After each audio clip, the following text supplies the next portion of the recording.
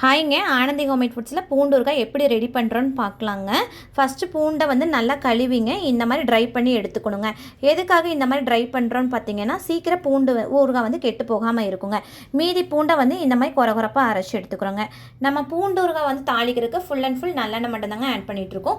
கடுகு, வெந்தயம், ட்ரை கருவேப்பிலைங்க, வரமிளகாத்தூள் வந்து பார்த்திங்கன்னா ஆனந்தி ஹோம்மேட் ஃபுட்ஸில் அரைச்ச வரமிளகாத்தூள் தாங்க. இதில் வந்து ப்ரிசர்வேட்டிவ், கலர், கெமிக்கல் எதுவுமே இல்லைங்க. அப்புறம் புளி தண்ணிங்க. புளி தண்ணி எதுக்கு அப்படின்னு பார்த்தீங்கன்னா, இது தாங்க நம்மளோட ப்ரிசர்வேட்டிவ். அப்போ தான் உங்களுக்கு டேஸ்ட்டும் உங்களுக்கு ஊறுகாய்க்கு வரும். ரெண்டாவது நல்லெண்ணெயும், புளித்தண்ணி, மஞ்சத்தூள் இது மட்டும்தாங்க நம்மளோட ப்ரிசர்வேட்டிவாக நம்ம ஆட் பண்ணிகிட்ருக்கோம். கடைசியாக இறக்கும் போது இந்த வந்து மசாலா, ஊறுகாய் மசாலான்னு ஒன்று நம்ம அரைச்சிட்ருக்கோங்க. இந்த ஊறுகாய் மசாலாவை ஆட் பண்ணி நம்ம வந்து இறக்கிடுவோங்க. ஊறுகாய் தாளிக்கிறதுக்கு ஃபுல்லாக நல்லெண்ணெய் ஆட் பண்ணிக்கிறோங்க. நல்லெண்ணெய் நல்லா காஞ்சிருச்சுங்க. இப்போ வந்து வெந்தயம், கடுகு ஆட் பண்ணுறோங்க. வெந்தயம், கடுகு நல்லா வந்து பொரிஞ்சிருச்சுங்க. இப்போ பூண்டு ஆட் பண்ணிக்கலாம். முழுசாக ஆட் பண்ண பூண்டு வந்து ஒரு 10 நிமிஷம் நல்லா வந்து இந்த ஆயில்லையே நல்லா வணங்கணுங்க. உங்களுக்கு பூண்டு வந்து இந்த மாதிரி வணங்கிருச்சுங்க. வணங்கினதுக்கப்புறம் உங்களுக்கு வந்து நம்ம அரைச்ச கொரகொரப்பான பேஸ்ட்டை வந்து ஆட் பண்ணிக்கலாம்.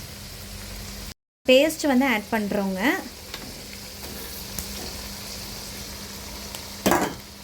பேஸ்ட் ஆட் பண்ணி ஒரு மினிமம் வந்து ஒரு 10 நிமிஷமாச்சு நம்ம வந்து நல்லா வணங்கணுங்க. எந்த அளவுக்கு நமக்கு வந்து எண்ணெயில் வணங்குதோ அந்த அளவுக்கு வந்து பூண்டோட வந்து பச்சை வாசம் வந்து போயிருங்க. பூண்டு வந்து நல்லா வணங்கிருச்சுங்க. நல்லா வந்து பச்சை வாசம் போயிடுச்சுங்க. இந்த காரம் போட்டோன்னே இருக்க காரமும் அந்த காரத்தன்மையும் கொஞ்சம் கம்மியாயிடுச்சுங்க. இப்போ வந்து நம்ம ஒவ்வொன்றா ஆட் பண்ணலாம். அதுக்கப்புறம் மிளகாத்தூள் வந்து ஆட் பண்ணுறோங்க. மிளகாத்தூள் வந்து நல்லா எல்லா பக்கமும் ஒன்றோட ஒன்று மிக்ஸ் ஆகணுங்க.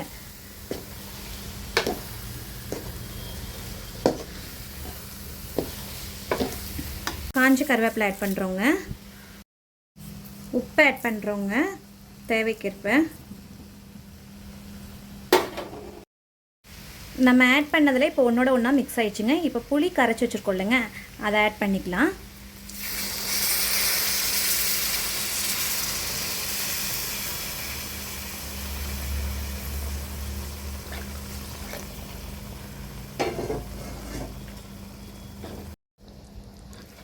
நல்லா வந்து பூண்டு ஊறுகாய் வந்து நல்லா வேகணுங்க. அரை மணி நேரம் வேகணுங்க. வெந்ததுக்கப்புறம் எண்ணெய் பிரிஞ்சு வருங்க.